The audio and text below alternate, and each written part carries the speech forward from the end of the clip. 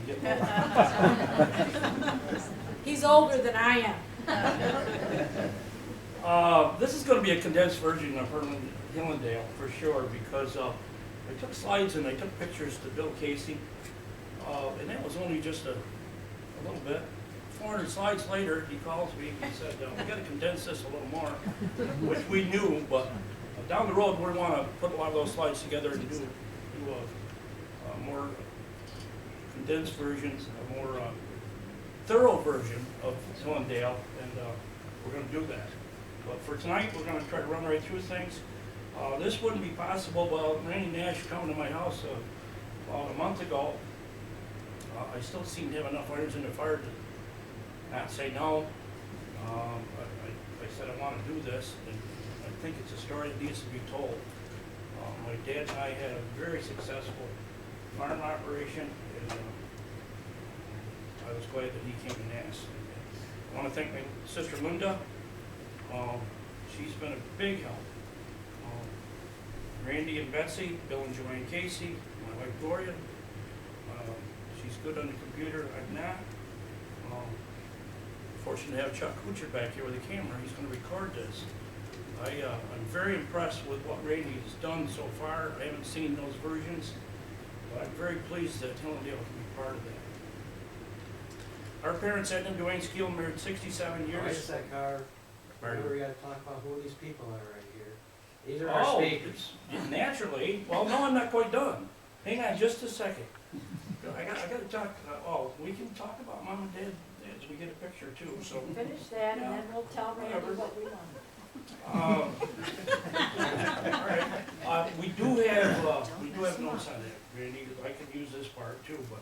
You want to talk about your folks next? No, we're just gonna. There's Mom and Dad, and they're married 67 years, and we should be very proud of this, that we're doing this. None of this would be possible without their sacrifice, passion, hard work, and dedication. 6 of us kids, everybody worked on the farm up until the time they left, and I mean, that was my dad's. He made sure of that. 4 months after graduation in 1956, I found. Wait a second, Carl. Let me. You want to do the other first? Go back, I want to go back, Randy. Okay. Go back to the very beginning. Okay, now, right here, if you don't know who this is, that's Harvey. 4 months after graduation in 1956, he formed a partnership with Mom and Dad, and they began taking real progressive steps to add on to the herd and add on to the land. And during that time, they rarely ever have crossed words. Now, it might look like I'm hiding behind him a little bit. That's a rare shot. That's a very rare shot, but I'm not. And it's pretty interesting that I've got a dress on. I don't have a clue why I'd be out there doing that in a little dress. But next to him, next to myself is. Talk to the crowd, not to. Okay, they can't hear you as well. Okay, thank you. Next to myself is Roger. And Roger had, like all of us, work on the farm. He had to do what he was told to do and when to do it, and he never liked it. And he still does it today. And so we give him a hard time when we look at his little britches and all dressed up, because he did not like farming one bit. I gave orders to Roger. He didn't like it one night. He started throwing one of those sticks at me. Dad happened to see it. So Dad said, Roger, you go to your room. Roger loved it. He told me later, he got sent to the room, we didn't have to do chores. Okay, we can go to the church one now, Randy. Oh, you want, let's do the, we apologize, let's do the sign right there. Go back to the sign. All right, Harvey, Hillendale, you and Dad formed that, what year? Oh boy, Hillendale was started way back in the late 20s. He came up with that name. There's another Hillendale down that way, but it's the Hillendale Golf Course. Dad come home with that Talk to the audience. sign, figured Hillendale. He came up with it, and it stuck. He even had that sign on one of his milk trucks. I still have part of that sign in the cellar. Randy, let's move right to the Church. church. Church was very important to our family. It was a foundation that helped our parents with the ups and downs through the years, teaching the need for God in our lives. We all went to church, did things, and still are. Both of these people that you saw in the prior slide, Randy, and I should have done that then. Mom and Dad attended this church. Now, late 20s, Dad came to church one morning. He liked the way my mother handled the team. She came down off of Arab Hill with a team of horses. He liked the way she handled the horses. That's how they got together. They were married here in 27. We've already seen Linda and Harvey there, Yeah, so we we're going can to move go. right on to And the the picture of 50th, Dad. that picture of Mom and Dad was the 50th anniversary. Here's Um, Dad. Okay, here's Mom and Dad and the family, and there's 6 of us. And we want you to note the leisure suits. We thought you were pretty hot back then, because the first time we ever got Dad really dressed up and cleaned up, and most especially in a golden color for his 50th anniversary, and then the boys all said, well, gee, we ought to have leisure suits. Well, I think they still have them, and most of them still wear them. It's not funny. Okay. Now, I hope my brother doesn't speak up too much tonight. Sometimes he's been noted to. He's the one that sat on the arm of the chair and always claimed he was Mom's favorite. We disagreed. Still am. Wendy, you want to comment on this dinner? This is a successful farm magazine photo. We were selected to be on Successful Farming. This was taken at the home farm in 1950. And I just want you to be aware of the fact that this is not your typical farm meal. This was pretty much a good setup. Mother let us use the china, which we only did 2 or 3 times a year. Most of the time, the table was surrounded with employees. Back then, we called them hired men. And it was certainly not this delightful. But all 6 of us are in this picture, and that's why Successful Farming wanted it. If you look on the far left, you'll see my dad standing there. He lived in the Pew Station, went to school in the Pew Station. He worked on several farms around the area. Bill Casey told me he worked on his farm. He found that out from the person that, years back, the person that lived there before his parents bought the farm. And he worked in a feed store. When he wanted to come home, he wanted to see how crops grew. And he came home to be on cousin Bernard Rowley's farm, which was up the road from the main farm. And Woodard allowed him to raise some cattle and get started. That's where things started for Hillendale. Go ahead, Reed. This slide shows the main farm, and take a look at the Raleigh-Jerome Road. We ended up buying most of the stuff up and down that road. And so we're going to take you on a little road trip here as we go. I'll talk about, the Yeah, next the picture's gonna Springdale be, farm. Springdale, it's the farm up the road from the main farm, as you can see in this picture. the That's, next slide's gonna be that farm right there. yeah, Randy's got his arrow going, here he goes. This is where my dad raised animals on shares with Mr. Rowley, Yeah, so they can hear you. and we'll move on from there and go down to the next farm, and that would be the little red barn right there across the road where Randy's got his arrow.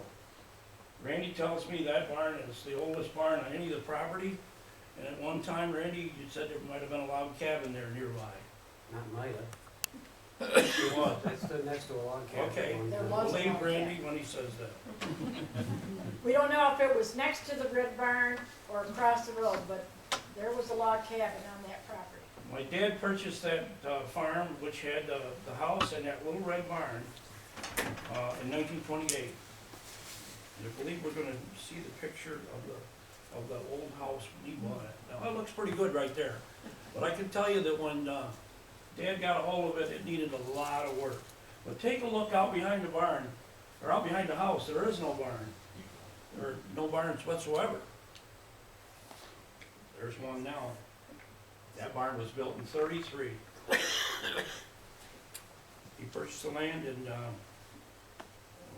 187 acres. That's first barn he built. That was built in 33. The house wasn't refurbished until 43, and that's how it happened on the farm. They built the barns first. And tell them about Grandpa and Dad and the roof line. Yeah, when he built this barn, a very unique barn. They came from all over to see this barn. The reason, and I gotta take just a couple minutes. So these rafters were laid out on the ground. The hemlock was cut out of the woods right nearby. The wood was sawed there. My dad, working around, he went up to his dad one day and he said, you sure those rafters are gonna line up? You sure we're not gonna have ripples in the roof line? He said, son, my measurements are exact. I try to be very careful about that. These rafters will be fine. Of course, when the barn got up there, they couldn't find a ripple, and today, there probably isn't too many. The barn stands well, but, The reason for that was the Skeels were builders. His There you family go. was builders. yeah, they built many barns around the area. Our great-grandfather, Dwayne, who married Abby Canine, was a builder. And then our grandfather, Irving Dwayne, was the builder who built much of what you're looking at in the slide right here, as well as the home farm. And then we were fortunate enough to have, he was fortunate enough to have one of his sons, Carl, follow in the footsteps. So there were lots of building promises in that family, and a lot of it took place. And this is one of the photos that shows Apulia Station, and it shows the cabbage houses, and certainly some of the homes that our grandfather built. And this is where they were throwing cabbages to New York City. New York City, yeah. Many of you from that area know that that was the hub. Milk was brought in from the Borden's plant in Fabius, from the canning factory. A lot went on in Pewee Station. This is one of the homes that he built, great-grandfather built, and this is where he lived. And the boys used to come up here all the time because it was close to the cabbage houses where they worked, as well as the railroad station. And this is where our great-grandfather lived. This shows that the Briggses lived there after that, and this too was in Apulia Station. Now we're back on our journey We're gonna again. take you up the road further in 1952, way up, or 51 or 52, way up the end of the road, Randy, there we are. I don't know how many of you might remember this barn in this room. There's people in this room that knew my parents and so on. I'm not sure if they remember this barn or not. This barn ended up burning in 1954 out of the sophomore school. Here he's got pictures of some of us driving our 50 heifers up to the curb. We always had what we call a road drive up in the spring and back in the fall. But if you take a look at that pile of stone there in the distance, that's where those barns used to set. Sadly, we lost all those barns.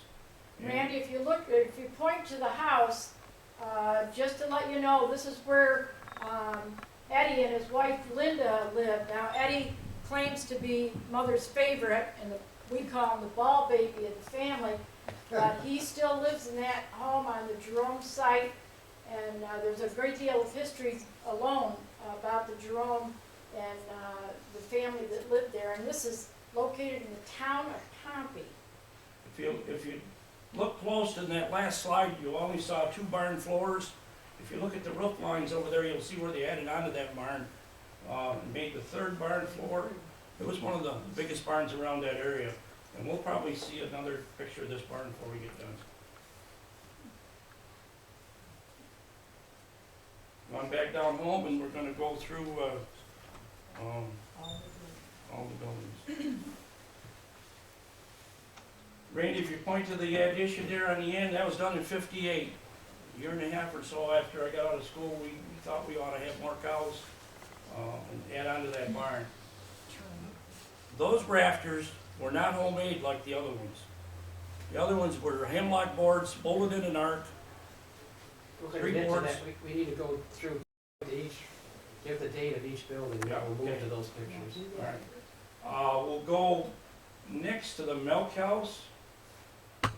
No, we'll go next to our house down here, the ranch house down here, Randy. There you go. That was done in '64. All right, Then we went to the milk house because we had to have a bulk tank. Get started to put the milk in because everybody was going bulk back then. And from there in '68, we decided we wanted more cows. We added the big freestall, 1970, room for over 200 cows. And then after that, we decided we needed a bigger tool shed and a shop. All we had for a shop was my dad's two-car garage. We couldn't do much that way. You'll notice down in the corner, you'll see windows, and we had heat in the shop. There's a big shop inside that building. Worked out really well. The next building, way out in back, was done in '89. My mother said we were building something every 2 or 3 years. We did move right along and progress with that stuff.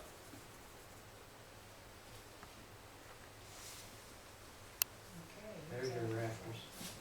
There's a series of rafters going up on this other barn, on this addition. I was up there somewhere nailing on the other side, not quite out in that position. As the roof went out on this side, I was involved. I'm up there somewhere. Put the hay elevator up there and up went the shingles.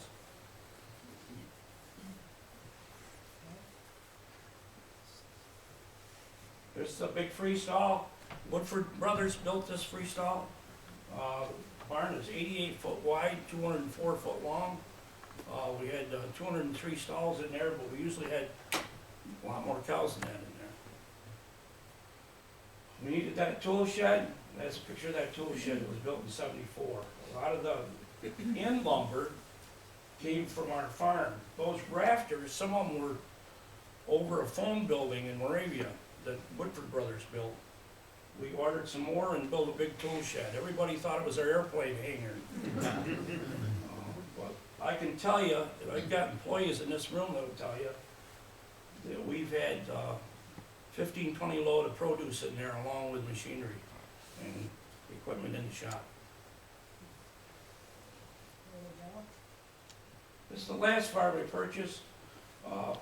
Some of the reason we purchased this farm, it came available and it was next to 212 acres on the other side. Very tillable land, or at least over half of it was. I wanted to see it added to Hillendale. It was my last acquisition. Did I need another barn and house? No. Ended up selling the barn, ended up selling the house, kept the land for quite a while. The date you bought this? 88. One of our last acquisitions, we were maxed out, I believe. We had kind of land poor. We had 1,300 acres. We were using some of that land for cash crops. That was the kind of the point where we got, and we stayed for quite a while. How many cows were you milking? We were milking like we had about 265, 70 cows. That included dry cows. That's how high we got up, another 250 out of young stock. We had 530 animals one time. It's taking you back to my dad's first truck down here in the corner, one of the first trucks he drawed milk on. Drawed milk for 46 years. Those cans weigh 100 pounds full, and 80 pounds of milk, and 20 pounds a can. He'd haul them all over the country, and got us boys involved with that also. But he also produced maple syrup, well over 100 gallons. And this is just one little side of the sugar shack. And during that time, which was a short period to have maple syrup, our grandfather, Fred Abbott on mother's side, used to come up during the night, and Dad would run down to the horse stall and lay down for a while, and that's how they managed to keep that fire going right around the clock during maple syrup season. So that's just a quick photo of maple syrup as well. A quick story, he took a few gallons of syrup with him one day when Leon had to take his first road test. They seemed to think it helped. He he actually gave a gallon of syrup to the guy giving the road test. He always told that story. This photo I want to speak about because Dad on the left, our oldest brother Leon, who is 83 this year, and he probably got his first pair of pants when he was like 13 years old. And he wore knickers all up until then. And Mother did a lot of patching, and it looks like she needed to patch those. And believe me, she probably did many times. In between the two of them is the little boy we called Droopy Drawers, and that's Harvey. Harvey would not stay still long enough to let you change his britches, and he wanted to be with Dad 24/7. And most of the time, Mother said, "Go right ahead." And out he went. And the next slide will show you the passion that Harvey had for farming at an early age. I have never known any one individual, most especially a farmer, who wanted to be a farm boy and own a farm and operate a farm as long as Harvey did. And he just proved every inch of it all the way along. This is another picture where Harvey wanted very much to help his dad, and by now we have electricity, which came to us in 1941, and we were the last ones almost in Onondaga County to get it because we had a farmer who would not allow Dad to put the pole to feed the electricity up to the house and to the farm. And this is one of the first pictures where we had surge milkers, and Mother washed these milkers by hand every single solitary day. The water would come off of a spring fed off of the hill and pour it into big tanks, and she would take that water, heat it on a wood stove, go out into the middle of the house and barn and wash those every day. So I don't think Harvey really cared, just as long as he got to carry him and help Dad in any way he could. Go to the next slide, Randy. This is me milking it in that 58 extension. It seems that we filled that barn up in a hurry. You see some young heifers there. Shows another picture as we go with Dad and I dumping milk in the milk cans. We handled these cans. Dad had the route. We decided that we weren't going to put a pipeline in. It didn't take us long milking in 2 or 3 barns to decide we wouldn't put a pipeline in. We did have a dumping station, which was similar to this milk can, only it had a hose run into the bulk tank later on. The little boy in between those two, again, that's Eddie. He always liked to watch, he never liked to work. The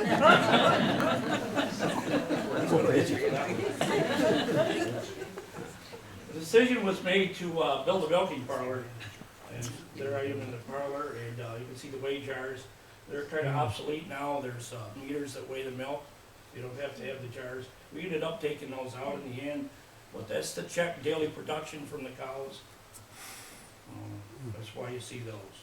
When the parlor going again? When did you put the parlor in? What year? Parlor is 71. We built the barn in 70. We changed cows in and out. Took 40 cows out, bring 40 cows in out of that freestall. That was getting old fast, but of course we had plans. We drilled a well 2 or 3 years prior. We knew that we were going to build that barn, and we knew we were going to build a parlor. We just didn't have it done yet. Once the parlor came along, the double eight parlor, we could milk, 50, 60 cows an hour there, no problem. This is the way it's done today. You got the big tankers that come in and just fill that baby right up. Yeah, the dragway wasn't really set up for that truck, but we did widen them out and make it work when it was bulk tank time. Here we are starting here. Like I said, my dad had this route. It got so it took cans and they needed more. We kept having people call my dad to pick up their milk. It wasn't big amounts, but it was enough so he had to double deck and buy a bigger truck. They paid a premium for milk drawed in cans. We had to take the milk to Homer. Dad kept doing that 3 years after we put the bulk tank in. And we didn't put a bulk tank in until '68. Quite a few of the farms around had bulk tanks before that. And Randy, jump right in there when you got a question, because some of that may not get covered. That's you. That's Harvey. Yep, he's always, rolling and lifting and hauling and, You say you do something long enough and enough times that you're gonna get good at it. I got pretty good at those milk cans. I couldn't roll 2 full ones, but I could roll 2 empty ones and cross them and put them behind my back. It's just because I had to handle them every day, put them out every day, throw them on the truck, double deck them. I remember setting milk up off a block once, and I didn't weigh only 140 pounds, but I was throwing milk around. You get a knack to know how to do it. These are the horses that we had at the farm, and these are some of these horses I can remember. Babe and Nellie up there on the top, and Dan and Bess over here in the corner, and I'm not sure on the other names. I don't know if you had any ones down. Sweetheart and Dick. over Sweetheart on and the Dick, left. yes.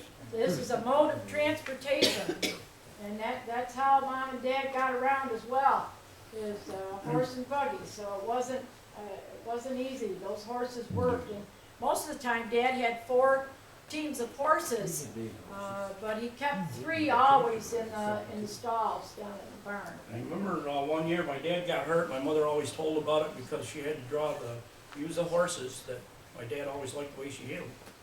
Drawing horse fork over there in that big barn. We'll see some haystacks a little later, but my dad got his hand caught up in the pulley because she went ahead quicker than he was ready. But she had to do quite a few jobs with those horses. When I think about the size of them, and I think about myself going to the swamp to help one of the people working there, those big feet, they looked awful big to me. I don't know how my mother did so much with those horses. Now, this team here died on the farm, right? Yes. Babe died first, and then we kept Nellie down in the back at the Raleigh barn, and we were always told when we go up there to feed the heifers or whatever we were doing at that barn, I guess we had dairy in there for a while, milking dairy. Make sure you go down and feed Nellie. She lived a long time. We actually used her to go to the swamp to get some cedar fence posts out toward the end. Wow, everybody has to do that. She got cows, you got manure. If you take a look closely at that photo, especially some of my guys in the back, you'll see the barn down on the flat that's not there any longer. And that's the side hill over by the Knapp farm, coming down Route 91 and looking over to your right would be Fabius. Further down would be Fabius. As a matter of fact, Rick, who's here tonight, is pretty good at hauling one of those new wheelers on the bottom, and we stay as far away from him as we possibly can. You got some big haystacks here. It was amazing some of those stacks they had. I remember as a kid, we actually had a straw stack that big up on our hill. All done by hand. It truly amazed me. If you look closely at that barn door, and you'll see that there's hay sticking out the edge of that mound.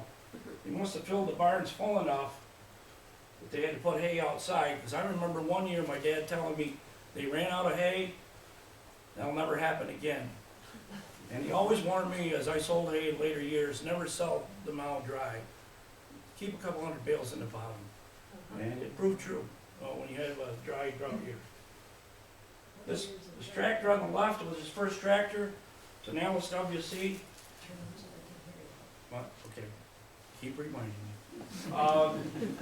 Alice dealers all over the state. They're not there anymore. But the Alice dealer bought a tractor up to my dad. He had 4 teams at the time. He wasn't sure he needed that tractor. But things changed in a hurry. He ended up buying the tractor and buying a side-mounted mower, cultivators, anything else that he could put on the back of it. And he ended up buying another one later on, but that was one of his first tractors. You'll see here a round baler. We went from haystacks to a round baler. Most people went from haystacks to getting the square bales. Somebody either come in and baled it or they bought a square baler. We didn't buy one for a while. We did round bales. I remember, because I can see all those round bales way down there on the flat and windrows. I probably stopped more than anybody in the country because I did most of the baling.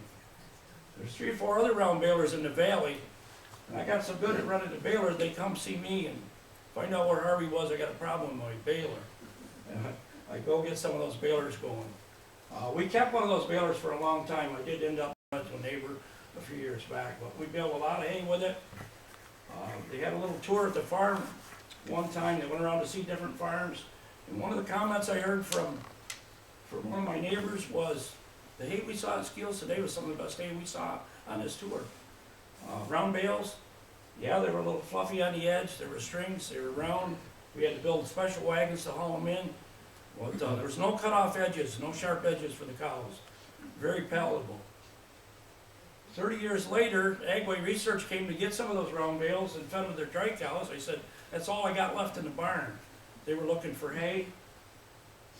A few days later, they called, can we get another load of that? They cleaned up every bit of it. Those bales were 25 years old. The hay was quite palatable and still green inside. It was amazing.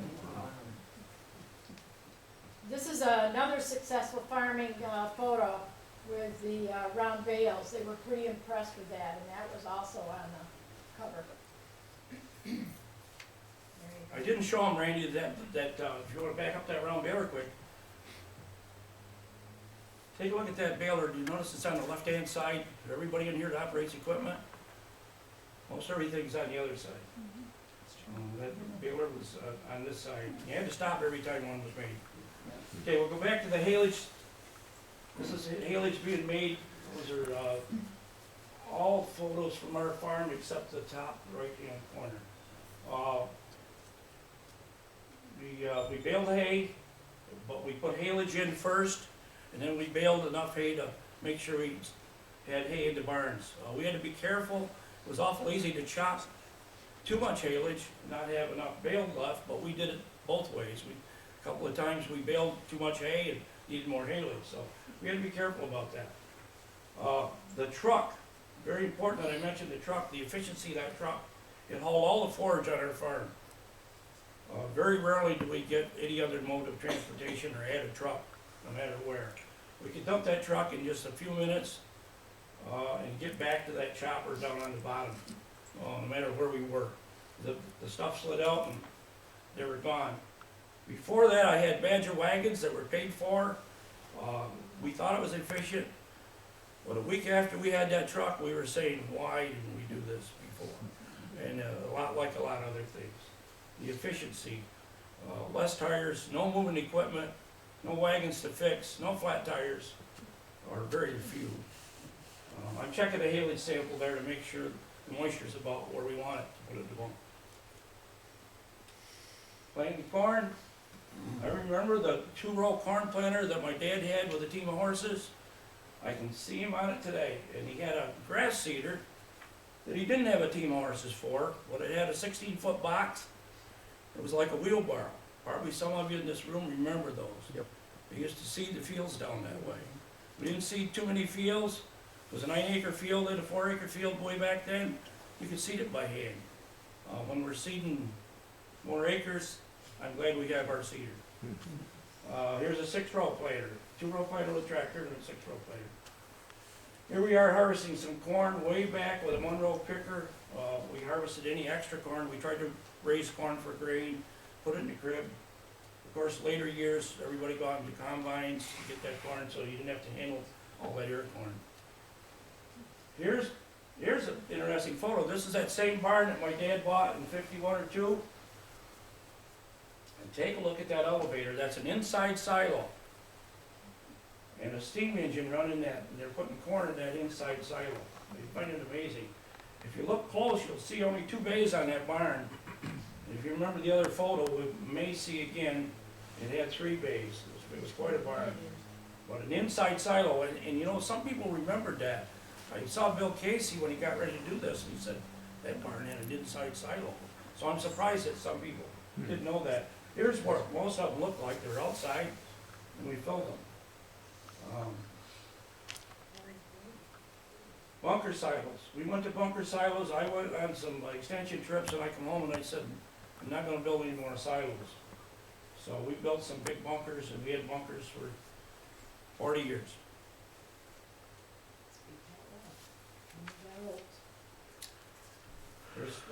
There's us harvesting the oats.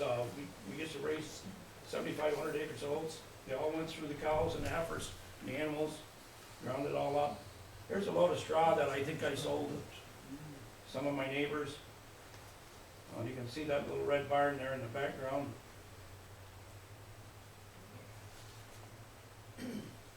Here's a few facts. Randy doesn't like to do graph charts, and I understand why, but he decided we ought to put this one up here. If you look close, at the top up there, back in the 30s, 75 farms, 1950s, probably about 30 farms. In 2004, there was about 9 farms. Well, look at the difference in production. And you could go either way on some of those facts, some of the things that I put up there. But I put this up when we were doing another presentation. Price of milk. Not sure, did I have price of milk on there, Randy? No, it's the whole. Okay, I'll talk about that right at the end a little bit. Here's an article that the sign on the left, of course, showed us, stood in our milk house. We were proud of that sign. When an employee came to Hillendale, we tried to make them very welcome. We wanted to make them part of our system. We didn't want to call them the old hard man. We wanted to call them an employee. It was part of the Hillendale system. And I've got guys back here, I didn't hear any coughing. I think they would agree with that. If you can read that top sign up there, proud of our employees. My dad, we had him down as retired operations manager. He had a wonderful retirement period in his life at the farm because he was able to do so many things and the farm was going strong.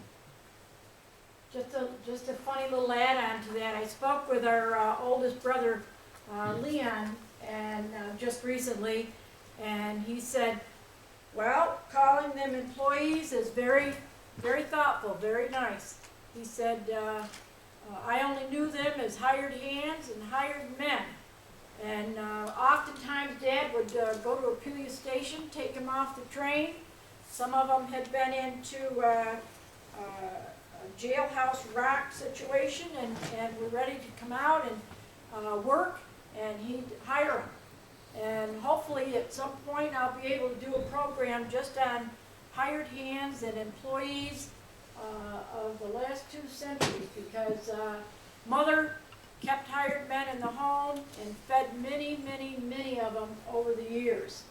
So that was an operation. Farming was an operation that you couldn't do without employees. I'll add that we tried to put employees in their designated areas. If a person's a great mechanic and tear an engine down and fix anything, we probably shouldn't be milking cows all the time. And that's what we tried to do, was designate areas.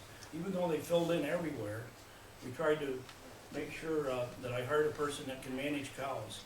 And I did just that by getting a herdsman from Skeele College. I had a couple other employees that stayed on the farm quite a while from there. But that's how we designated our labor. And I want to make sure that was And mentioned. if you're willing to stay a few minutes and meet some of those fellows, even some of the family who worked as employees on the farm, they could tell you stories that we probably don't want recorded.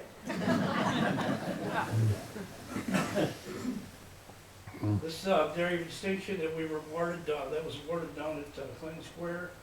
That's where we had promotion. I happened to be chairman of promotion that year, but that was the same year that we won the dairy distinction. I think that same year the Horrians were awarded that same award. It was great. It made people know that you were trying to do a good job with your dairy and send quality products to the market.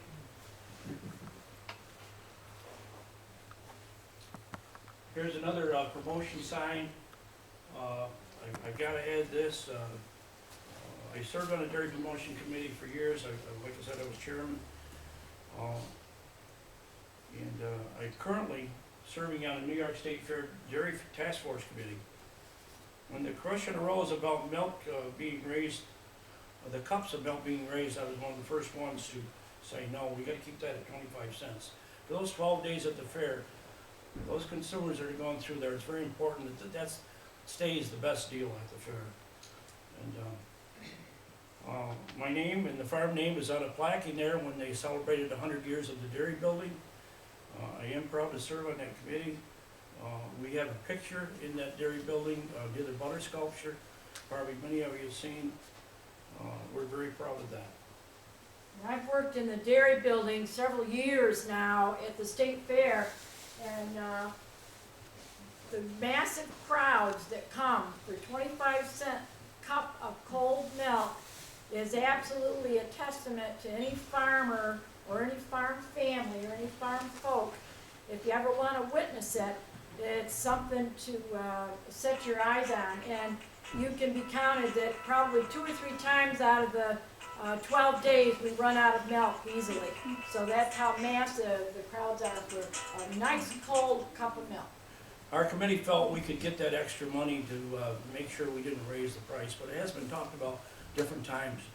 And, here we are doing some promoting. I had several tools. I say hi, we. Some of my guys would say, we got another tour today?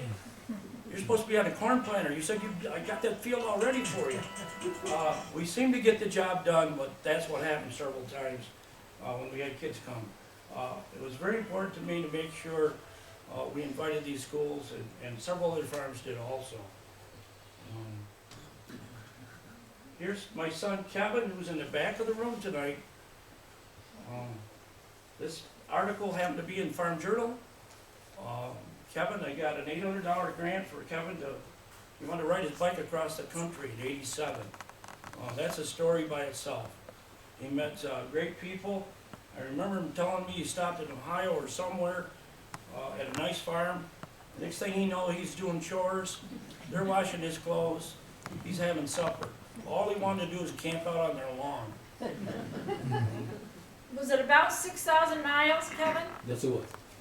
Absolutely. He met some wonderful farm families and farm folks, so he'd be a fun one to talk to when we finish. How many flat tires, Kevin? 22? 22. Here's a picture on the right with 3 generations. We were unloading some corn up on one of the farms that we purchased later.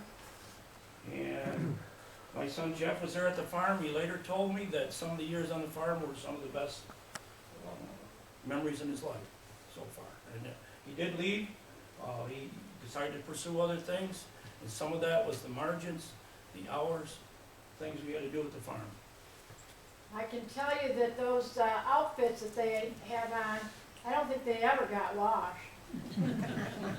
That's a farmer for you. This is my dad talking to the heifers. This picture, not sure, but I think it might have been taken up on the hill. I always went up there with my dad up on the hill. Before I turned that field I tiled some of the field, took out some of the rock and made a 50, 60 acre field, but we used to have heifers pastured up there.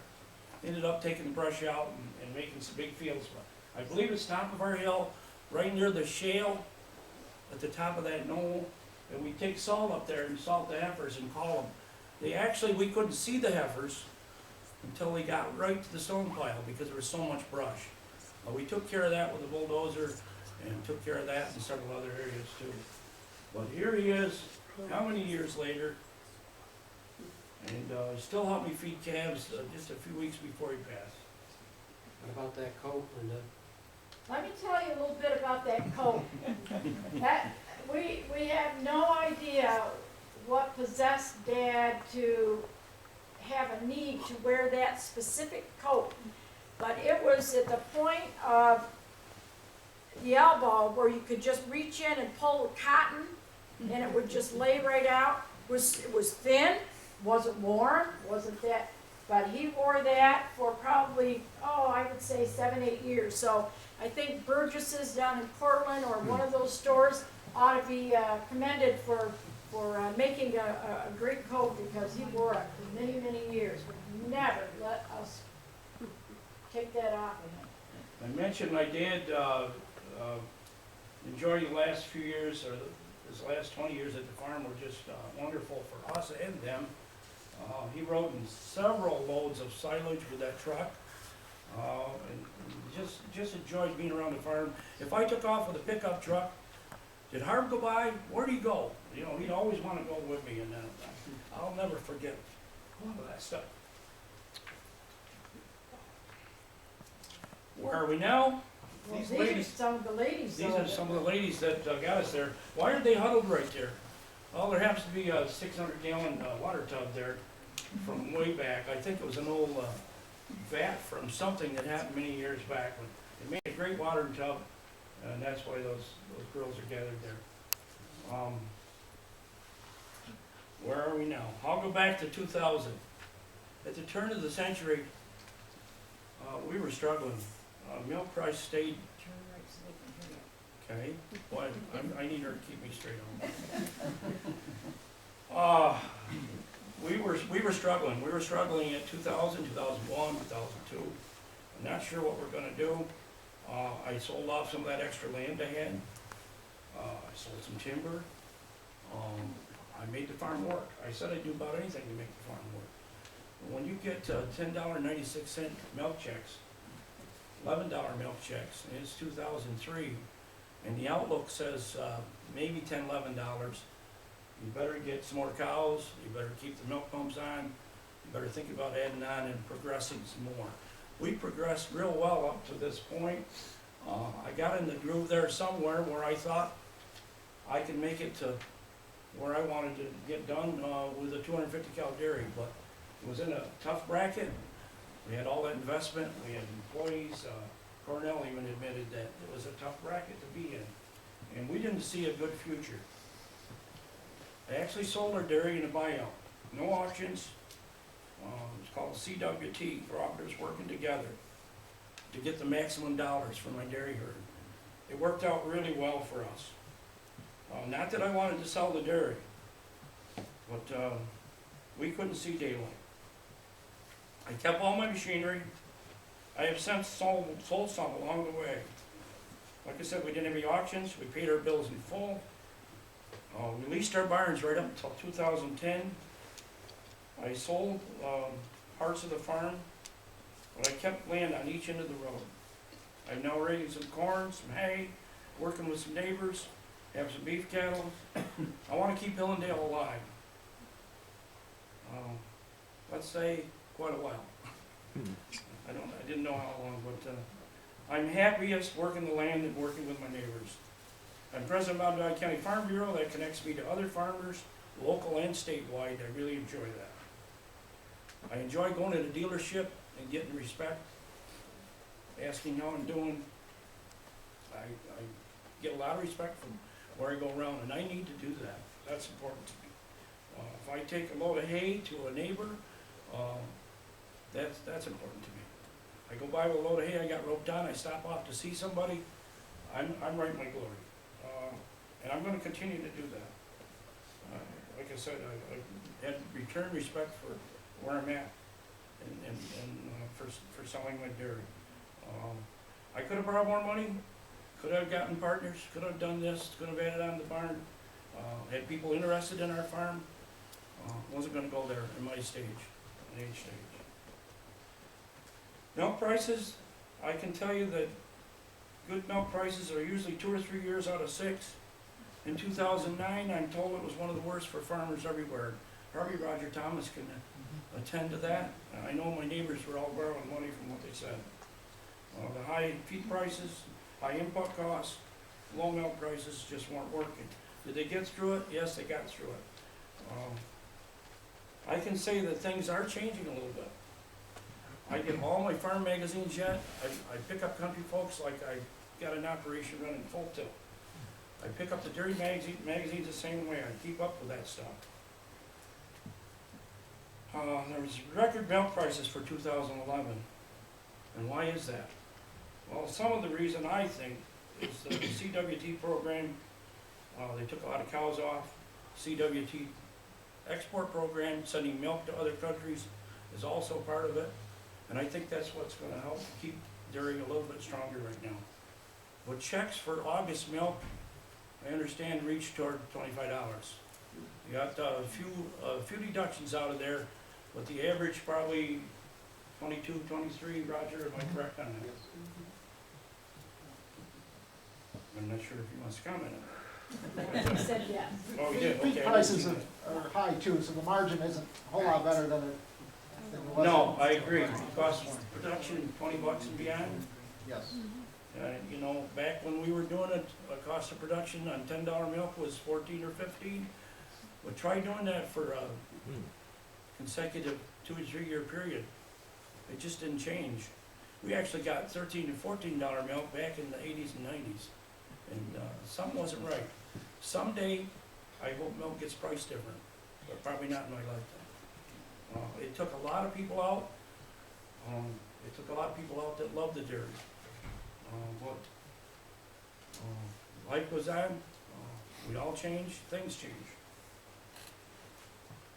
I appreciate being able to do this. Thank you, Randy. You're welcome. I don't know.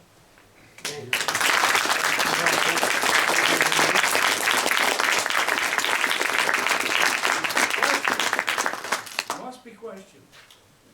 I remember your dad hauling milk before we met at the regional market at 7 o'clock to go on the dairy bus routes. Randy was asking about the times. He says, how in the world did he get the cow's milk, get the load of milk on, and still be in Homer at 20 minutes after 7, beating the guy that milked 80 cows right next to the milk plant? They say, how did Skeele get down here ahead of us? That's what he did. And when Linda said they boiled satin halfway through the night, and my grandfather took over, my dad didn't go to the house sometimes. He laid down in the horse stall. He told me that several times. Got up, got his milk truck going, got his team going, whatever he was doing at the time, got that milk truck on the road. And when we took over, as guys hauling milk, as family hauling milk, you better go on time. You better go with what time he established. Don't lollygag around or go and do something else at the farm. Get that milk truck out of the yard just about the regular time. And he was noted for that. Somebody said, well, how did you do that? Randy asked how we did that. We had to leave cans off, pick cans up. During the blizzard of '66, we got caught with quite a few cans left on the truck. It was a good thing. We were milking in 3 barns and needed milk cans to get all that milk in, and ended up we couldn't leave for a day and a half, but we ended up getting all that milk to market in a day or two. I don't know how we're doing time-wise, but if there's more questions. What time is it? I don't know. 10 after 7. 10 after 7, so if there's no more questions, we're all set. Thank you very much.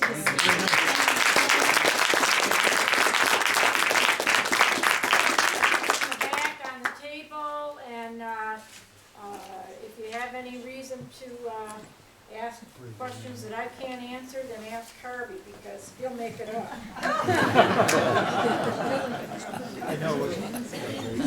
That was wonderful. Thanks again, and thank everyone for coming. We really appreciate it.